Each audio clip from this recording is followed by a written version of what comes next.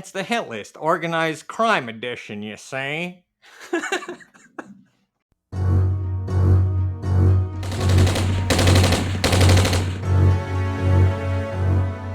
Defects, welcome back to the second installment of the hit list. This time we're going with the theme organized crime in comics. It was Columbus Day last week, and so we figured, why not, right? Hey, no stereotypes. No stereotypes. No stereotype here. I'm half. Guys, just a theme we went with and books that we thought would be cool to show you as part of this. Just nothing with speculation, Maybe a nothing with little. investment. Maybe a little. Maybe a little. Oh, maybe a little on some, but just cool books to have if you don't already have them in your PC. Cheap books, guys. Organized crime books. All right, Jay. Start us up, baby. We got some good books to look at here. All right, guys. When I think about organized crime in comics, I think about Jackie Estacado, guys. This is his first appearance in Witchblade number 10 from 1996. Awesome Michael Turner art. Mike Silvestri on the writing in this, actually, not drawing but writing. And you have that cover A there, which goes for about $8 to $17, and you have that gold edition, probably about 15 to 30 bucks on eBay right now. But listen, you think about Jackie, right? I mean, the guy's from New York, ex-mafia hitman, ex-don, ex-dictator, worked for his uncle Frankie Franchetti. I mean, this is him, guys, in his first panel. Organized crime, Matt, what do you think as a paisan? Come on now. You know my thoughts on this. This is a perfect way to start the list off. All right, guys. We got Jackie Estacado's first appearance in Witchblade 10, right? But his first appearance as the Darkness number 1 from 1966. We got Garth Ennis writing mafia crime stories, man. I think we're going to see that again. I think so. We're going to see that again somewhere on that list. And you got Silvestri on the covers, guys. So he's not writing in this one. He's actually drawing on this one. Like I said, Jackie Estacado in this issue works for his uncle, Frankie Franchetti. The basis of this story, Matt, in this first issue is they hunt down someone that owes money to the Franchetti crime family. And Jackie shakes him down as the Darkness. I don't know about you, but do you remember playing the game back in the day for PlayStation? That's how I was introduced to the Darkness before the comics. Exactly. Yeah. So there you go, guys. You got his first full appearance as himself, and then you got his first full appearance as the Darkness. 2 dope books to be on the lookout for, guys. That cover A you can find on eBay for like $10. That black foil edition is tough to find. Me and Matt tried to get a price point on it.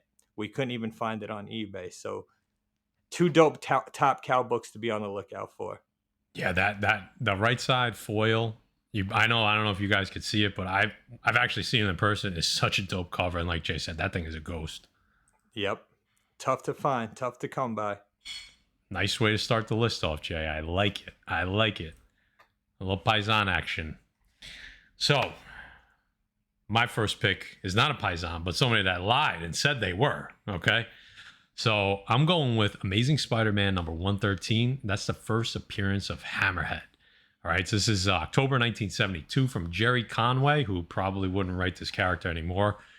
Won't get into that too much. And drawn by Jim Starlin and John Romita Sr. So, that's a team. At the time, that is a stellar team, all right? So all we know about Hammerhead is his name is Joseph. We never know his last name. We just know his first name is Joseph. Recruited by the Maggio crime family after a double murder where he killed a couple in a movie theater. He lied about being Italian because the Maggios wouldn't accept him if they thought he was a Russian. He actually was a Russian. So how did he get the name Hammerhead? He had an operation to replace his skull with a metal one. Okay. Eventually, he works his way up from enforcer to hitman to the actual head of the Maggio crime family. Okay.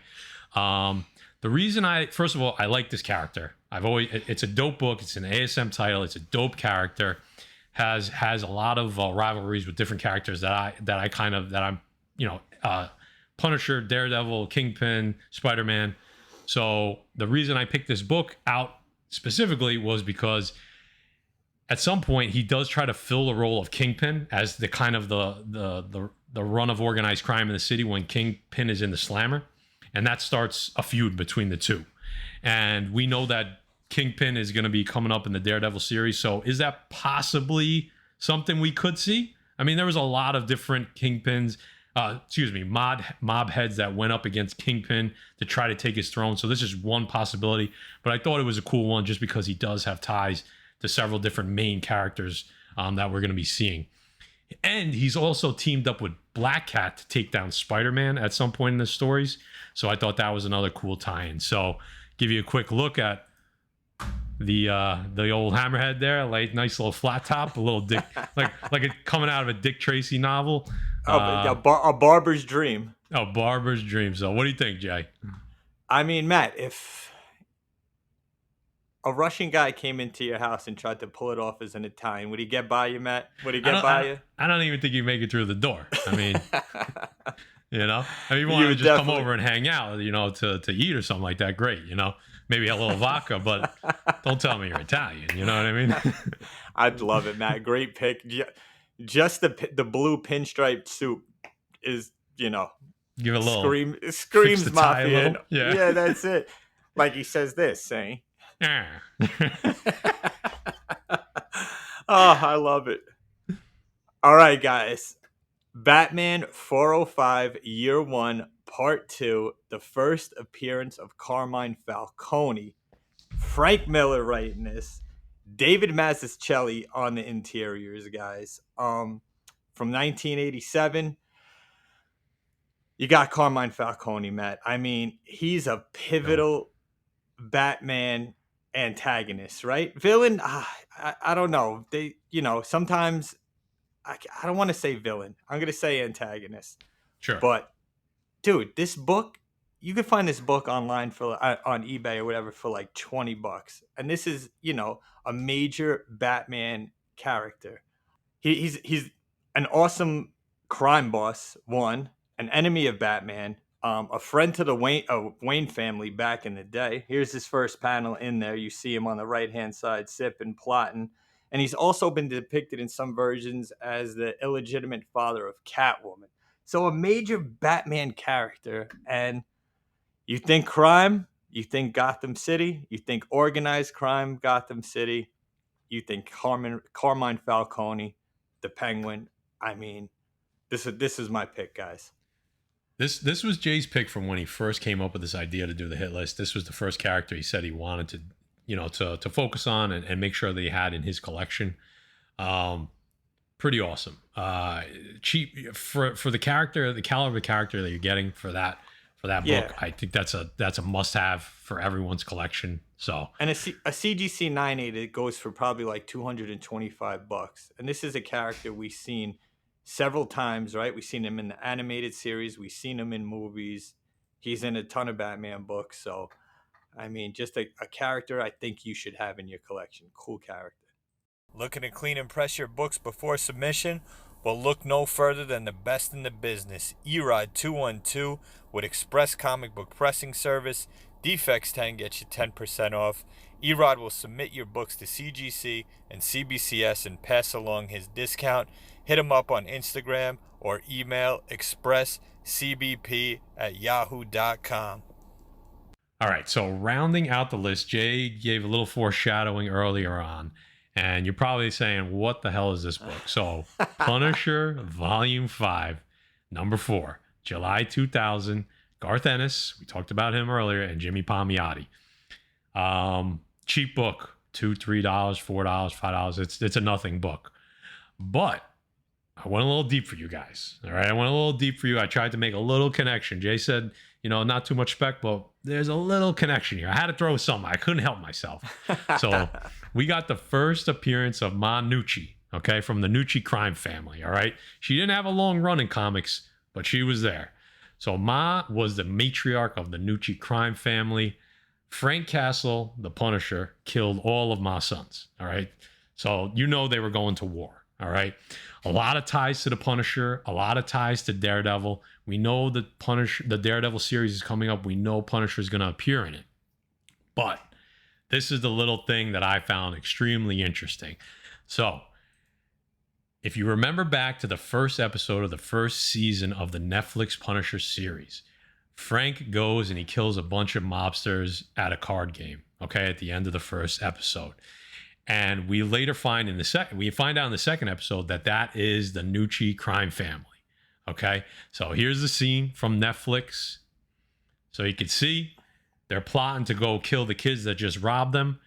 Frank doesn't like that. He goes and he knows the only way that this kid's going to get free is if he wipes them out. He goes in, cleans house. That's the scene right from the Punisher Punisher Netflix series. So in my mind, maybe Ma wants to get revenge in the MCU. So there's Ma Nucci looking really upset. Okay, Yep. Looking real upset. Let me show you the book one more time because this is not a book you're going to find really on anybody's list right now, at least right now. Punisher Volume 5, number 4, Jay. What do you think, brother? So let me tell you about this. I have these issues, the complete run, and I have the omnis of this book. Ma Nucci.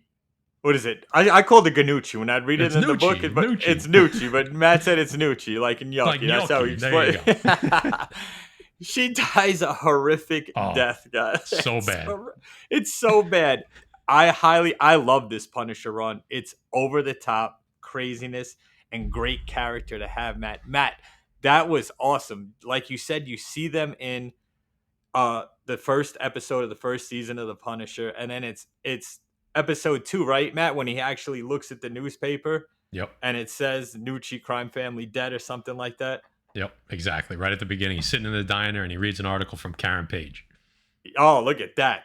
Matty Forge on it. I love the pick as a Punisher. That's my favorite pick of the... Who would have thought it would have been a female crime boss, man? Yep. Yeah, listen, it's 2023. We got to bring in, we got to show the females some love. Come on now. Perfect for Disney's MCU Punisher. All right, Defects. I hope you enjoyed the hit list. Let us know who's your gangster character and issue they first appear in the comments. What do we got coming up? We got New York City Comic-Con, guys. We have a super cool Ryan G. Brown Zombie Pets art book exclusive Miles Morales with the Jordan 1s on, guys. It'll be available Friday through Sunday if it doesn't sell out at New York City Comic-Con.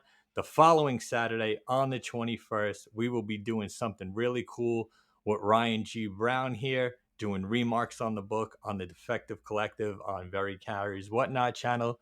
So if you didn't get a copy, make sure all the link and information will be down in the description.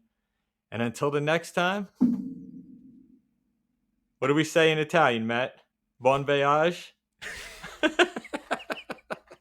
Arrivederci? Arrivederci. We'll just say later, Defects. It's the hit list. Organized crime, you see. I didn't know you were going to do that. The Butcher, let's get into some books, you see?